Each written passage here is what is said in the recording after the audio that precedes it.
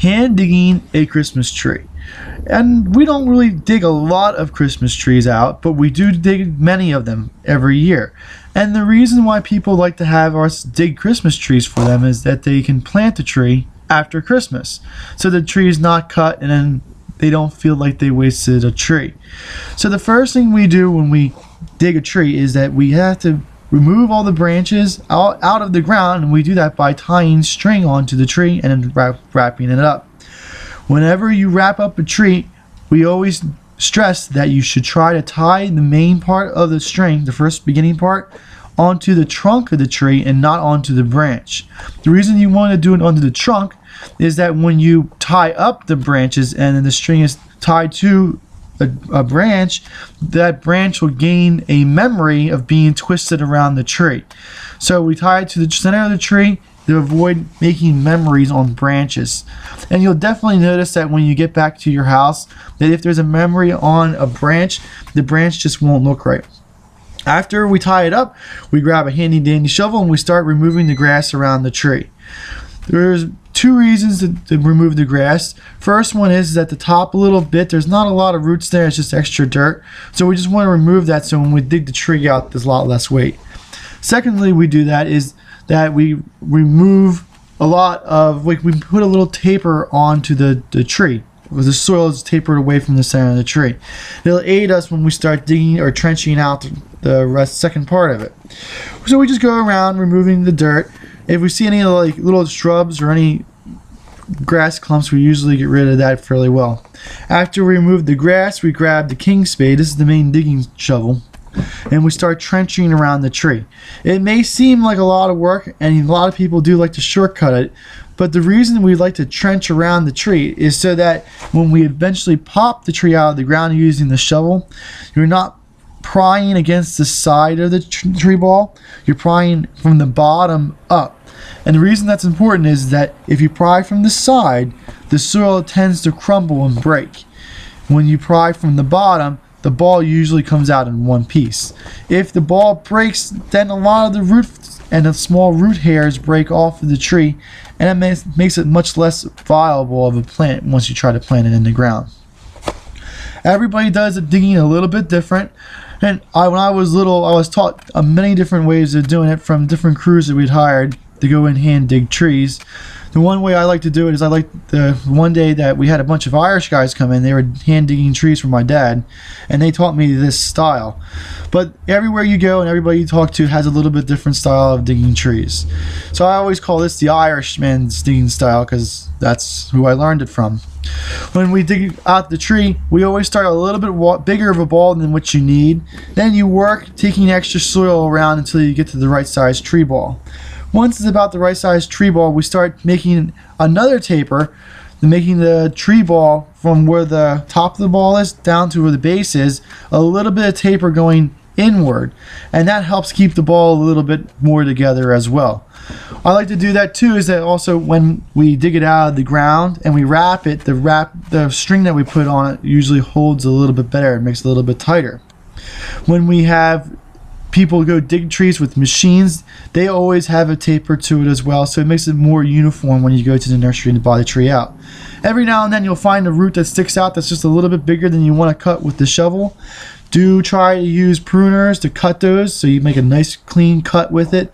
If you have a real sharp shovel, you can go through it, but too big of a root, you never get a really nice cut on it. So do have some sort of ways of pruning large roots so that you don't make major injuries that don't heal over time. So as we get closer to getting the tree ball to the final form, we do a little bit of tiny little cuts downward, and we make a nice little groove down at the base as deep as we're going to trench out. The reason for that is that we like to use the shovel to try to dig underneath the tree ball, and the better the angle you get on it and the more uniform the angle you get on it going around the tree, you get a nicer, rounder, better looking bottom, and that makes it easier for when you tie the string onto the tree.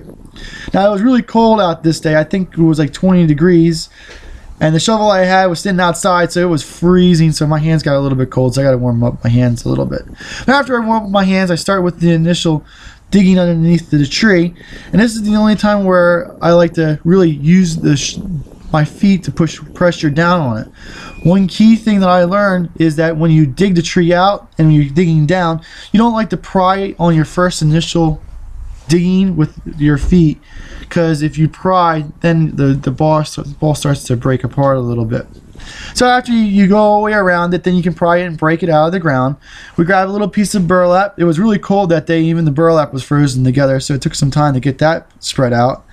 And I made a little mistake here, and you'll see I'll correct it. I am right-handed, so when I go pick up the tree, I want to have the burlap on the other side of the tree so that I can use my right hand to pick up with most of the weight.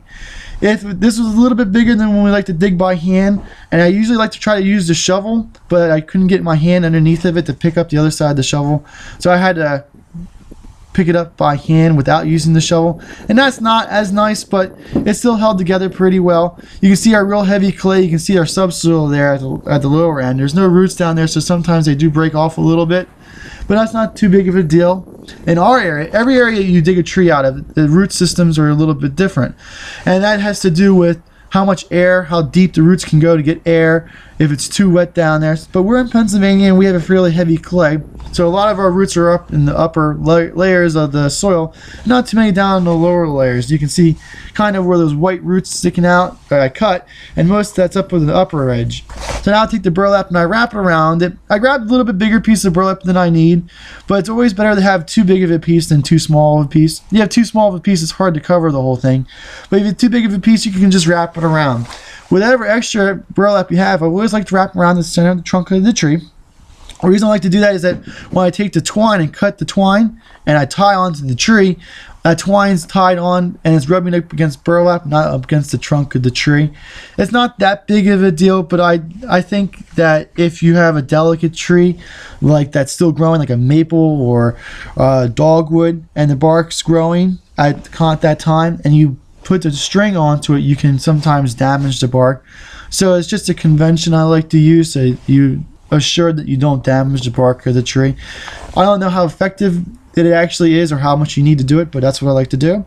The first piece of string goes right around the tree, just as so, underneath of it, and then I like to try to make it go through the center of the tree as possible. Sometimes it's really hard, but the more on center you get, the better the tree ball is going to look. And this is basically the string that you use to pick up the tree. It doesn't really hold the ball too much in place, but it helps you move the tree around. And I do the second one around, making it go through perpendicular at the bottom. I loop the string through itself, and that holds the string in place so it doesn't move. After that, go back around up to the trunk of the tree, and then we just tie it off. You can see it at the base that it loops through, and that kind of anchors it. It doesn't really move after you do that simple little tie off on the bottom, and you just tie off on the top. You can try to make it as tight as possible, but it's as hard as you pull, it'll always go loose, mostly because the string kind of molds into the soil, so it doesn't really get real tight. So you cut off that extra. You tie it onto the other piece that you have because you don't really want to waste too much. You take a little bit extra, and we're going to do the sides now. This one here is going to help hold the ball together the most. This is the more the structure one, and you can really get this next part tight. And what you do is you just pick some place on the side, and you tie it onto the side of the twine, where there's other twine that you put around to help hold it to pick up the tree with. And you just go around the sides with it, and every time you go around, you meet a string, you loop it through. And that'll help keep the string in the same spot. And there's 4 pieces of string you have to tie onto, so there's actually 5 times you have to go around. And after you get all the way around, you pull as tight as you can, and really tighten it down. You tie off a simple little knot, you cut off the extra, and then you have yourself a tree. And that's basically the kind of tree that you'd like to see. Every place you go does it a little bit different, but that's how I do it. Thank you.